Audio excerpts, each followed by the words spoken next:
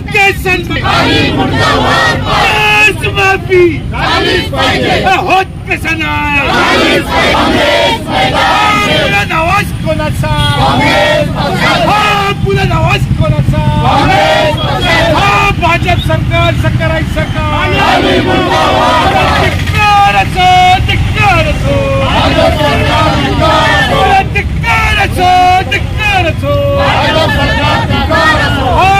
बुलंद आवाज कोणाचा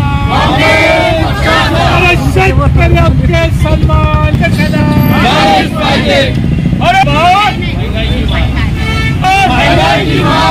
आपकी बार महंगाई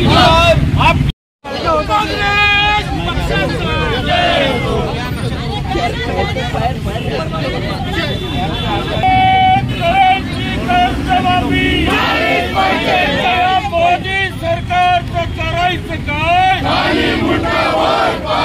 मोदी सरकारचं करायचं काय अरे शिंदे सरकारचं करायचं काय जनता के सम्मान में शेतकरी के सम्मान में शेतकऱ्यांची कर्जमाफी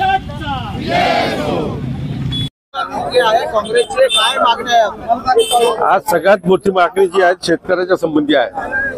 जिल्हा काँग्रेस कमिटी आणि शहर काँग्रेस कमिटी यांना प्रदेश काँग्रेस कमिटीचे नाराभाऊ पटोले आणि आपले इन्चार्ज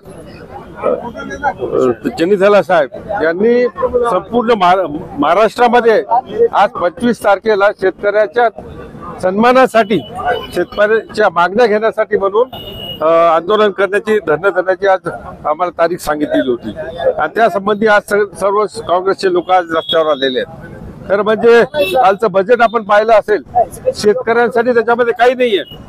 MRPच्या किंवा MSPच्या बाबतीतले निर्णय हा त्यांनी घेतलेला नाहीये आणि शेतकऱ्याच्या तोंडाला पानं पोचलेले आहेत आणि शेतकऱ्यांना कर्जमाफी जी मागितलेली होती ती कर्जमाफी सुद्धा त्यांनी दिलेली नाहीये।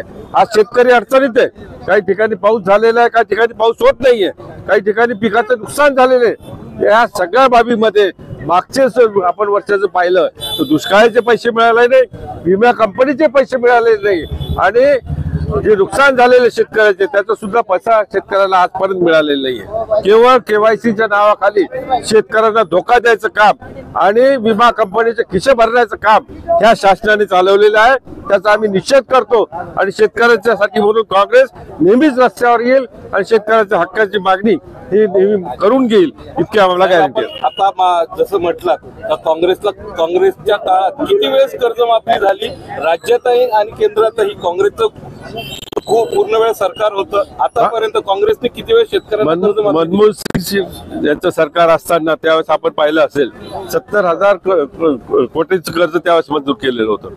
काँग्रेसचं सरकार असताना सुद्धा विलासरावजीचं सरकार असेल किंवा उद्धवजीचं सरकार असेल सरसकट त्यावेळेस सुद्धा कर्जमाफी त्यावेळेस झालेली होती। मग आता सरसकट कर्जमाफीची आपली पुन्हा मागणी आहे का? हो, प्रश्नच नाहीये सरसकट केल्याशिवाय, कारण की पाऊस बरोबर झालेला नाही, दुबार पेरणीचा प्रश्न आहे, शेतकऱ्यांना मालाला भाव मिळालेला नाहीये आणि त्यासाठी म्हणून आमची सगळ्यांची मागणी आहे का सरसकट कर्जमाफी झाली पाहिजे। धन्यवाद।